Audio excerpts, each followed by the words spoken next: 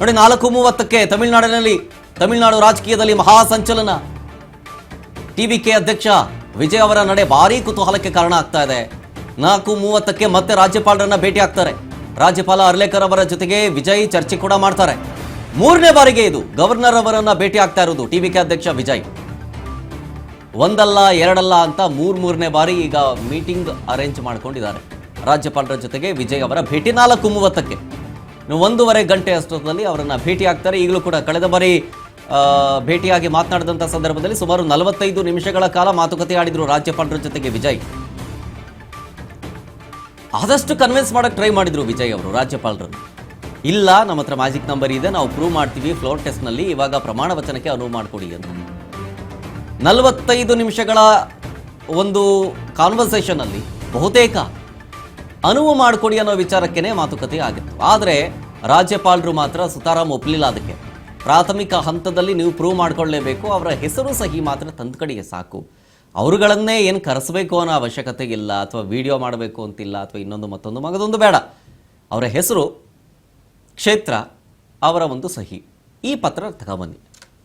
ಆವಾಗ ಪ್ರಾಥಮಿಕ ಹಂತದಲ್ಲಾದರೂ ನಮಗೊಂದು ಪ್ರೂವ್ ಆಗುತ್ತೆ ನಿಮ್ಮ ಹತ್ರ ಮ್ಯಾಜಿಕ್ ನಂಬರ್ ಇದೆ ಅಂತ. ಆಮೇಲೆ ಫ್ಲೋರ್ ಟೆಸ್ಟ್ ಮಾಡೋಣ, ತೊಂದರೆ ಇಲ್ಲ, ನಾನು ಅನುವು ಮಾಡಿಕೊಡ್ತೀನಿ ಅಂತ. ಇದೇ ಪಟ್ಟನ್ನು ಹಿಡಿದಿದ್ದು ರಾಜ್ಯಪಾಲರು. ಪಟ್ಟನ್ನು ಸಡಿಸಲೇ ಇಲ್ಲ. ಹಾಗಾಗಿ ಇದಕ್ಕೆ ಕಾನೂನು ರೀತಿಯ ಸಮರ ಸಾರಬಹುದಾ ಅಂಥೇಳಿ ಟಿವಿಕೆ ಪಕ್ಷದ ಕೆಲವೊಂದಿಷ್ಟು ಜನ ಮುಖಂಡರು ಕಾನೂನು ಸಲಹೆಗಾರರನ್ನು ಕೂಡ ಭೇಟಿಯಾದರು, ಅವರ ಜೊತೆಗೂ ಕೂಡ ಮಾತುಕತೆ ಆಡಿದ್ರು. ಜೊತೆಗೆ ಬೇರೆ ಬೇರೆ ರಾಜ್ಯಗಳಲ್ಲಾದಂತಹ ಪರಿಸ್ಥಿತಿಯನ್ನು ಇಲ್ಲಿ ಗಮನದಲ್ಲಿಟ್ಕೊಂಡು ಅದನ್ನು ಎಕ್ಸಾಂಪಲ್ ಆಗಿ ಇಟ್ಕೊಂಡು ಕರ್ನಾಟಕದ ಇತಿಹಾಸ ಜೊತೆಗೆ ಬೇರೆ ಬೇರೆ ರಾಜ್ಯದ ಇತಿಹಾಸದಲ್ಲೂ ಕೂಡ ಇದೇ ರೀತಿಯಾದಂಥ ಸಂದರ್ಭದಲ್ಲಿ ಆಗ ಅನುವು ಮಾಡಿಕೊಟ್ಟಿದ್ರು ಪ್ರಮಾಣ ವಚನ ಸ್ವೀಕಾರ ಮಾಡೋದಕ್ಕೆ. ಅದಾದ ಮೇಲೆ 1 ವಾರಗಳ ಕಾಲ ಸಮಯ ಇತ್ತು. 1 ವಾರಗಳ ಕಾಲದ ಒಳಗಡೆ ಫ್ಲೋರ್ ಟೆಸ್ಟ್ನಲ್ಲಿ ಪ್ರೂವ್ ಮಾಡ್ಕೊಳ್ಬೇಕಾಗಿತ್ತು. ಈ ಪರಿಸ್ಥಿತಿ ಇತ್ತು.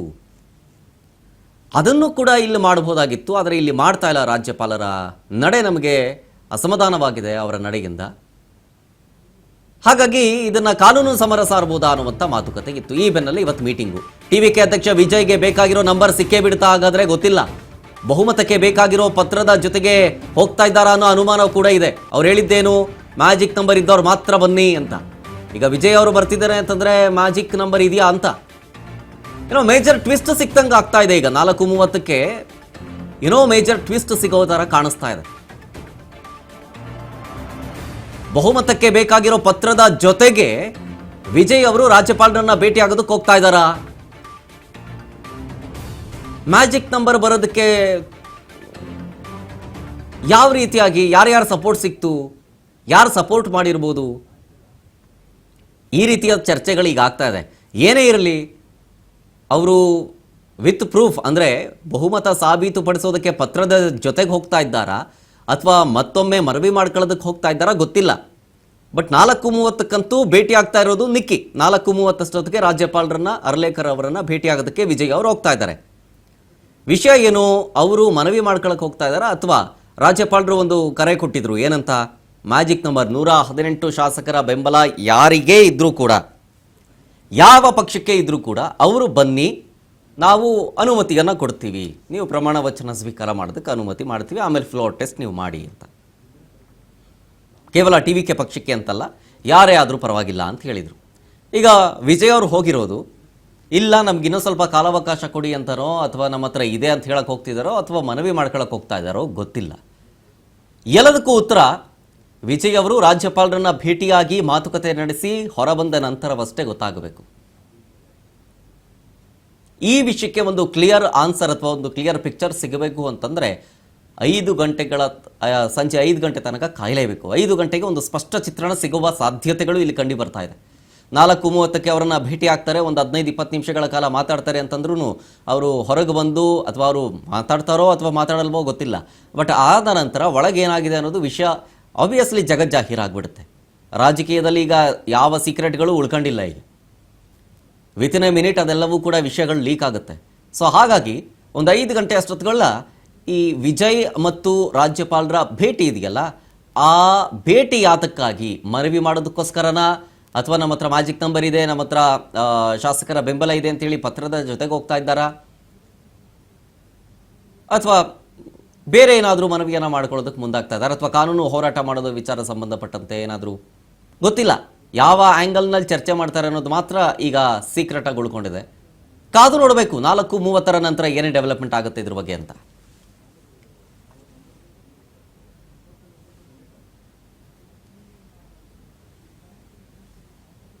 ರಣರೋಚಕ ತಿರುವಿನತ್ತ ಹೊರಳ್ತಾ ಇರೋದು ಈಗ ತಮಿಳುನಾಡಿನ ರಾಜಕೀಯ ಪರಿಸ್ಥಿತಿ.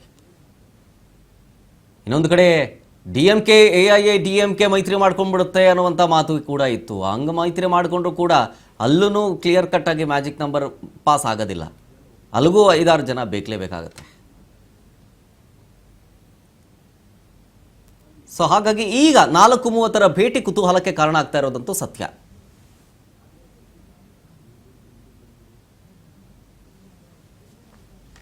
ಈಗ TVK ಅಧ್ಯಕ್ಷ ವಿಜಯ್ಗೆ ಬೇಕಾಗಿರೋದು 118. ಆ ನಂಬರ್ ಸಿಕ್ಕಿದೆಯಾ ವಿಜಯ್ ಅವರಿಗೆ? ನಿನ್ನೆಯಿಂದ ಇಲ್ಲಿಯ ತನಕ ಏನೇನು ಬೆಳವಣಿಗೆ ಆಯಿತು ಅಂತ ಗಮನಿಸಿದ್ರಲ್ಲ, ಇನ್ನು ಅವರಿಗೆ 6 ಜನರ ಬೆಂಬಲ ಬೇಕಾಗಿತ್ತು. ಫಾರ್ ಎಕ್ಸಾಂಪಲ್, ಈಗ ಸಿನಾರಿಯೋ ಹೇಗಿದೆ ಅಂತಂದರೆ, TVK ಪಕ್ಷದಲ್ಲಿ ಕ್ಲಿಯರ್ ಕಟ್ಟಾಗಿ 107 ಜನ, ಕಾಂಗ್ರೆಸ್ನ 5 ಸಪೋರ್ಟ್ ಆಯಿತು 5 ಜನ, CPIನಿಂದ 2, VCKಯಿಂದ 2. ಈಗ VCK ಅವರು ಏನೋ ಗರಂ ಆಗಿದ್ದಾರೆ ಇವಾಗ, ವಾಟ್ಸಪ್ನಲ್ಲಿ ನೀವು ಸಪೋರ್ಟ್ ಕೇಳ್ತಾ ಇದ್ದೀರಿ ಅಂತೇನೋ ಏನೋ ಮುನ್ಸ್ಕೊಂಡಂಗೆ ಕಾಣಿಸುತ್ತೆ. ಅದು ಸೈಡ್ಗಿರೋಣ. ಓವರಾಲ್ ಆಗಿ ಈ ಸಿನಾರಿಯೋ TVK ಜೊತೆಗೆ ಕಾಂಗ್ರೆಸ್, CPI, VCK ಇಷ್ಟೂ ಜನ ಮರ್ಜ್ ಮಾಡಿಕೊಂಡ್ರೂ ಕೂಡ 116 ಆಗುತ್ತೆ. ಮ್ಯಾಜಿಕ್ ನಂಬರ್ ಬೇಕಾಗಿರೋದು 118. ಇದೇ ಈಗ ಕುತೂಹಲಕ್ಕೆ ಕಾರಣ ಆಗ್ತಾ ಇರೋದು. ಇಫ್ ಇನ್ ಕೇಸ್ ಅವರು ನನ್ನ ಹತ್ರ ಮೆಜಾರಿಟಿ ಇದೆ ನೋಡಿ ಅಂಥೇಳಿ ವಿತ್ ಪ್ರೂಫ್ ತಗೊಂಡೋಗಿದ್ರೆ ಸಪೋರ್ಟ್ ಕೊಟ್ಟವ್ರು ಯಾರಾಗಿರಬಹುದು?